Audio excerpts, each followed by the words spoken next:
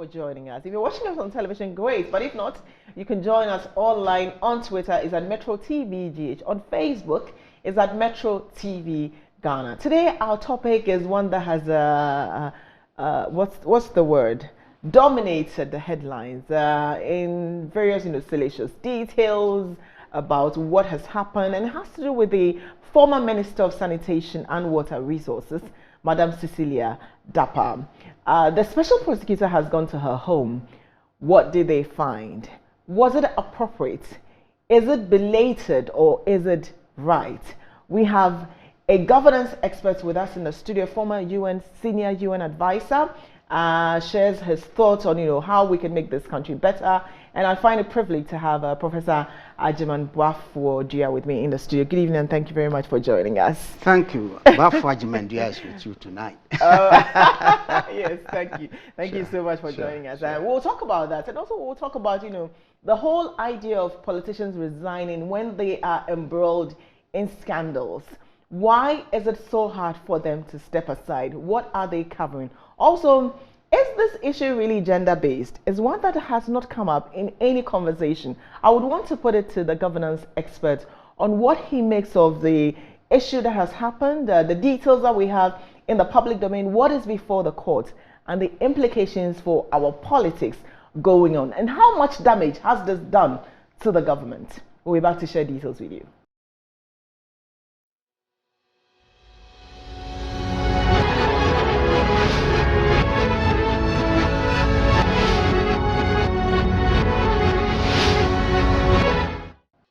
Welcome back. Prof, I have heard you, speak of on this issue of CECILIA Dapaah, and you said that we should be circumspect in the way we are addressing it because there's no evidence to point to the fact that the funds are stolen. But isn't it strange? Yes, we don't have evidence that it's stolen funds, but isn't it strange and almost like unbelievable to find so much millions in a minister's home, a minister whose monthly pay is less than 16,000 cedis? It is certainly strange, and I'm not surprised by the uproar from the public, because this is seldom the issue we get from public officials. And I think our public officials perhaps have not made the real distinction between public life and private life. See, if it was a business person who has $10 million in the house and got lost and became public, of course, all of us would be disturbed that any sensible person will put that much money in the house instead of at the bank. Then that will raise all kinds of suspicions, whether it's stolen money, money laundered, all kinds of issues. So I'm not surprised with the public reaction. But what I said, though, was simply that for those of us who comment on these issues, we should be a little bit circumspect because we cannot crucify a person before we kind of try him. Because it is guilty before. Exactly. Right. I mean, law will tell you. Innocent before. Exactly. That's why I think we should. But that doesn't mean that we should not discuss the matter. Because this matter has many angles. Okay? Many angles. The governance issue is one thing. But if you look at the possibility of criminality, because to have more than $1 million in your house suggests so many things. One of them could be money that you stole from somewhere, you couldn't put it in the bank. It could be money laundered, so you have to put it at home and gradually clean it up through the way you spend it. It could also be some other kinds of issues. That's why I think this incident has created a lot of concern among not only governance experts or who follow the government, but in the context of how this country's economy has been managed over the years. If you look at the hardships that people are experiencing, the fact that people who prudently put their investments in government banks only to be told you are going to lose your own investment. If you take all this into account, then certainly it becomes disheartening for a public officer at that level to have the courage. I don't know where the money comes from, but to have the courage to store that much in the House. And also, it's also a betrayal of a government with the vice president who's going around talking about digitalization. They want us to put monies in the bank, and yet they're holding the money at home. That's a betrayal of a campaign that they have launched publicly, and for which the CECILIA Dapaah herself is part of the government. Well, I agree. She's part of the government, but I don't think for me that's a crucial issue. Because look, there's some people who are still glued to traditions. You know, in the olden days, a lot of people prudently will keep their money in the house. And also, don't forget that we have a history of Ghanaian citizens losing their money saved at the bank. Yes. Back in the PNDC days, people lost their savings because they were said to have been corrupt, or they stole the money, 50,000. That people lost that. And that killed the banking system for many years until President Kufuor came and gradually revived the banking system, inviting all these Nigerian banks to come in, who entice people with all kinds of gifts to come in. Don't forget that history.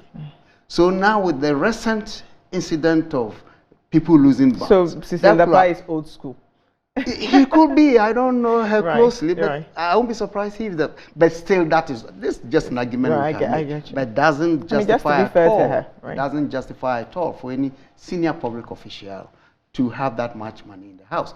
That is why it's proper that state agencies proceed quickly to investigate and establish the facts involved in this case. We will get to the investigation, but I want to even take the steps she took when this news broke. First, a statement came out, a very, I think, 2.5 paragraph, which said the discussion, the content being discussed in the public domain is different from what is before the courts. That's right. On Saturday, myself, I had monitored, news file, and even the host, something like a laddie, read the amended sheets, and they weren't much. So what do you make of the first statement before the resignation, which came and said, oh, there's inconsistencies that she would address? What did you make of that first statement that came out? I think... What do you think she was trying to do at that time? No, you see, I think she was taken by surprise. This case occurred a year or so ago, reported to the police, and the police took their time to do their own investigations, and the case went to the court. Right? And the complainants will give them the facts of the case. Precisely. She did. Why the figures given by her and those provided to the court are different, that one is something we need to untie. There's a knot there we need to untie. But I think her first statement was in direct reaction to that publication of 1 million. Maybe it's less than, I don't know. Sure. Okay? So that was it. I think at that point, the pressure from the public had not built up so much. So I don't think she was considering resignation at that time. Right. So that was simply to say, look, it's true I have a case in the court, but the figures are simply not consistent with what the reality is. But okay. No, Prof, go ahead. Yeah, so all I'm saying is that this case raises so many questions about public officials. Right now, people are speculating this could be the tip of the iceberg. You don't know how much money others have. I mean, yes, I've heard that. If they are saying, if CECILIA Dapaah has this, then how much does Ken Ofori-Atta has? Then how much does this, names keep coming up over and over and over again. But I want to stay on the details, the inconsistencies. Why would a prosecutor, why would somebody I have gone to complain to, why would they inflate the facts? Why would they change figures I haven't given them? Is this her way of trying to minimize the impact or trying to change? You can amend your sheet as you go, but why would a prosecutor rely on her? Look, I think this aspect of the case should be investigated by the special prosecutor and the other agencies interested in this case. We have to find out why the difference between the actual facts as she claimed to have presented and what the prosecutor presented to the court. Which she hasn't even provided. Exactly. So there's something fishy there. And I guess I don't have the answer, and you don't have either. So we may have to wait patiently for the investigators to tell us why that discrepancy occurred. Okay. And Prof, whilst we were trying to digest that, then the resignation came. And in fact, it took us a while before we reported it because we thought it could be fake news. Because this individual, Madame CECILIA Dapaah, just said, wait, there are inconsistencies I would address in due time. And then there's a lengthy resignation. What did you make of the letter, her resignation, and the tone of it? I will tell you this personally. Yeah. I was impressed by her resignation letter, and not only the letter she wrote, but the courage with which she wrote the letter. There have been many instances in this country where men have been found or have allegedly been found to have corrupt or stolen some stuff or acquired certain properties that certainly will be inconsistent with their incomes and all that. And there have been certain ministers who have come under public pressure. Public pressure. They never budged, either with the support of the president or by their own willpower. They never did. So this resignation, I don't recall the last time a minister voluntarily gave up the office. Now, I'm not going to make any gender issues here, because somebody can say, well, maybe women cannot take pressure the way the men could. No, it's something that's run through my head, whether it has to do with the fact that she's a woman, and also probably she thinks, look, I've done nothing wrong. It may be strange to you that I have so much money here, but I thought about the fact that perhaps she's a woman. Could be, but I think I don't know how the case is going to turn out. That's why, personally, I don't want to jump to conclusions, because I know her a bit, and I think she's a very decent person. In between the Kufuor administration and the NDC administration, she was a very successful businesswoman. I visited her shop a few times. So she may have, but that is no excuse, by the way, for holding that much money in the house. So probably, he's sincere. The money is legitimate. And why should I allow myself to be so much pressured and ridiculed? Right. I have my dignity. So I better get out of this before people overdo it. So men who haven't resigned have no dignity then? Well, I mean, let's talk about the finance minister, for instance. He didn't just face public backlash. He faced his own party people did, and he didn't resign. He's still there. Even when he was sick, he was physically incapable of running the economy. So Kenoforiata has no dignity?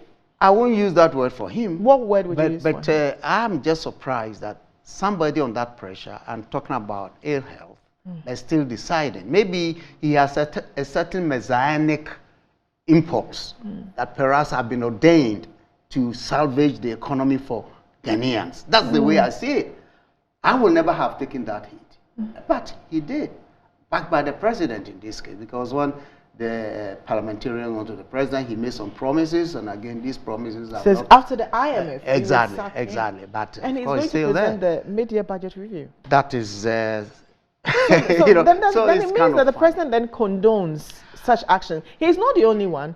When the Sputnik V vaccine scandal also broke, the health minister, Agyeman Manu, when at the peak of the criticism, the president showed up with him in his home region, Bono, and stood by him and made fun of the discussion. Said, "Oh, I think there's something like a more kasa baby found, but like you have my blessing, so forget about what they're saying." I mean, isn't that a big indictment? On the somebody has said that a very good person, in high position and very political observant, he says that the president has been very consistent in denying any allegations against his appointees. In other words, he seems to regard all his appointees as sacrosanct. You see, and that surprises a lot of people, because before he became president, frankly, including myself, I thought this was a man with a very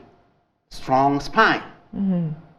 But if you look at the way he quickly goes to the aid of people who are accused of ill-doing, then you begin to wonder. And again, add that to the fact that he's the only president that I know in recent memory who has never done a serious reshuffle of his government. Right. He's not been able to push people to new places. Why do you think that is? That's what I'm saying. Maybe his spine is smaller than mine. you know. Okay, I understand. You know, so that could be, or perhaps Is the president confused? And is it that he thinks if I reshuffle, you know, I might not know what's happening, you know, like there's a certain a certain system that has to run. So I don't want to. The president is not confused. This is not the first time the president been in government. He was a minister in Kufuor's government. He was reshuffled at least once or so, if I remember. And many others were reshuffled. Some were put aside on allegations and all that. And you know, without meaning to compare things, in the Kufuor's administration, when a good friend of the president, who was a minister, was alleged to have been corrupt or taking some money to make some payments illegally, the person was asked to stand aside for almost 11 months before Shra cleared him. Then he came back to work. So there have been examples of how different leaders behave. Maybe this is his style, and I don't, you know. But that is not good for our democracy. That is not good for a president that says, I am fighting corruption. No person in my government is going to take a city. If you want to make money, I am not the president for you. I mean, he betrays everything he said before he came to government.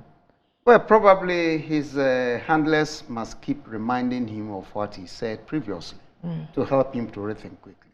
Perhaps that will help him. So I don't know whether his handlers are constantly reminding Mr. President, this is what you said, or this we have to do.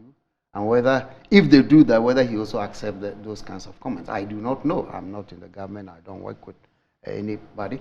But these are the things that observers can look at and say, look, something is simply not right. And I think this one instance. Then, Prof, it's not even about if you are, but Prof, then the government has failed then in the fight against corruption, holding public officials accountable. You know, the problem, I look at this problem beyond the president. Okay. I think we have a political system that is built on corruption. For me, that's the bottom line. And that's why I don't believe that any of these political figures who want to be president will be successful coming to change anything. The system itself is corrupt. Look at how parliamentarians get elected. They spend fortunes. And after they fail, they have the courage to go to radio stations to say that, look, I paid 5,000 each to the delegates and they didn't vote for me, I want my money back. Or I bought bicycles for them and they didn't vote for me, I want my money back. Don't you hear that? I do. So that's a direct admission of the corruption that is embedded in our political system. So if you borrow money or sell or somebody sponsors you, I don't know how they make the money. Right. But whatever it is, if you spend 500 million or 400 or 100 million or even 20,000 to win the election, and you know too well that your salary for the 4-year membership of the parliament cannot add up to how much you have invested in your election, then tell me, any sensible, logical person will say, no, something is wrong. And we all know that, and we continue to do that. I don't know about the presidential candidates because CDD made some research to get over 100 million to be able to become a president of this country. You see, that's why people get a little bit frustrated and describe this whole democracy as moneycracy, because we are building everything on money. So why are you surprised that a politician or a public figure has $1 million in the house? Maybe it's a political money. We don't know. Well, what needs to change then? I mean, I want to go back to the point of the money, where I have young people who are going to parliament. Some have already won and they are in the strongholds, which means that there's a certainty of them being in parliament because they are representing a ticket in their stronghold. And I ask them about their finances because they tell me, I spent this much, but I can't say who sponsored me. What's the danger in that, in a person like that going to parliament? And how do we change that? How we change it is simple. We have to just think deep and change the political system, change the system of elections. You see, the good thing about democracy that we are not exploring is that democracy is not a straitjacket. It's not. Every society practices democracy on the basis of certain realities of that society. So what is unique to Ghana? Exactly. That's what we should have done. In fact, between Britain and America, big difference in their democratic practice. Scandinavian different. You go to the Asian democracy, they are different. Yeah. Okay? But we think that the one from the West is what we need. So if you look at our constitution, We have done what you call the hybrid system, a little bit of parliamentarianism from the British, a little bit of the presidentialism from the Americans. So none of it is influenced by our cultural Not setup. at all. Not at all. And Because that is where the problem is. Because I've heard it personally, here, I believe, Dr. Randy Abbey talks about the fact that, and I think I've heard Kwesi Pratt also say something about the system itself. We have a certain culture that encourages that lifestyle of giving, taking, giving money. That's the negative side of the culture you're talking about. In other words, in our culture, we have gift system. And when somebody does you some good, you have to. And that permeates in every facet of. So that's the bad side. But there are some other local values that are enhancing. They enhance life. They enhance societies. That's what I'm talking about. So, for instance, if we think we are spending $500 million every 4 years to elect people, think of it. Would it not make sense to decide that at least for one election we save our money? Right? By doing what? Instead of every 4 years, every 5 or 6 years, that will reduce the amount. So you see, that thing is there. Because after all, in some countries, leaders or presidents rule for what? They have a tenure for 5, 6 years, some 7 years. Yeah. There's no magic about that. So if we look at our system and we think this system is hurting us because we as a people, we are incapable of operating it the way the system will enhance our well-being, then we the same people should think about it and restructure it. That's why I'm saying democracy is not a straitjacket. It's not a one-size-fits-all. And for the 30 years, even though I'm aware of people who are saying, no, it's too early to tamper with the Constitution, it's not true. It's not true, especially since our Constitution did not originate from ourselves. We stole parts and pieces and put together. So so the system is as confused as the roots of the Constitution. Possibly, or the people who are supposed to operate the Constitution are confused and they are not decent enough. There could be some many good things in the Constitution, but the characters that are selected to operationalize the Constitution could be the problem. But for me, I think it should be the political framework that we have created. Because if you have a framework that is effective, a bad character coming in will be weeded out by that system. But we don't have that.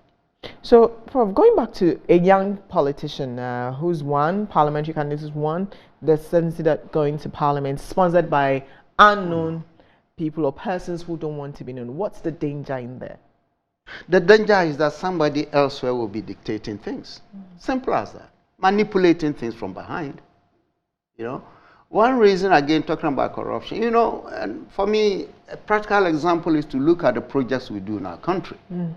Governments, not NDC, NPP, but both parties that have been ruling us for the past 30 years. Simple. Check on our roads. Road built today, within 2-3 years, the same road that took about $200 million or $150 million to construct is washed away. And we'll have to take another loan on the loan that we haven't finished paying on the same road. Exactly. And not only that, we allow one to rot, then we go for a bigger loan to reconstruct the whole road again. It goes on all the time. Why is that so? Why? Because in my view, and I think I've heard many things, I've seen many things to convince me that the contracting system in the country is also corrupt. Because the party in power giving the contract will make sure that a piece of the pie falls in the party coffers. And then people will chop pieces. We've heard this. We've heard this. And I know it's a reality. With the issue of illegal mining, the galamsey that everybody else is involved in, and of course, as revealed by the Professor Frimpong Boateng's leaked report that party here scan, so everyone is involved. It's an open secret. In supporting the party. So, Prof, do we then give up? Because we can't give up too. This country no. It's too young for us to even think of giving up. I think, you see, gradually, I think we're going to have a new force that will compel these professional politicians to sit up and think twice. Where would they come from? From Ghanaians themselves. There are people who are serious. You see, people don't want to dabble in the current arena because of all these kinds of things we're talking about. But I think there's people who are thinking deeply about how they can cut into this system. Because frankly, the duopoly we have and this extreme partisanship that we have built into the system is not going to do us any good. Somebody asked me the other day, among the 11 or 12 or whatever number of people who are well, plus the NDC side, who are seeking to be president, do I think any of them will come and do something better? And sincerely, I have no confidence in any of them from the two parties, because they are all products of the party that is corrupt, built on corruption. You know, so how can you come out of that to be president and do better? I don't see that. I'm very honest. So, Prof, how long are you going to give us to find that person who would not come out of this trail? What will help is if we agree to restructure the political system through constitutional reforms, and then through that we will be dealing with the power relations between government and the governed. Prof, I'm told that I have to take a break. Okay. So, Prof, we're taking our very first break. When we come back, we'll talk about this and why he believes that none of the candidates, I mean, 10 in NPP and 1 on the tickets of the NDC, because they have elected their flag bearer already, John Mahama, not a single one of them can make a difference or can fight the system, the corrupt system that we are fighting. When we come back, we'll talk more on it. And also the action by OSP, what civil society is demanding. I mean, Occupy Ghana is saying, is pushing for the public holders conduct bill. Will we see that? What impact can it make? We'll be right back.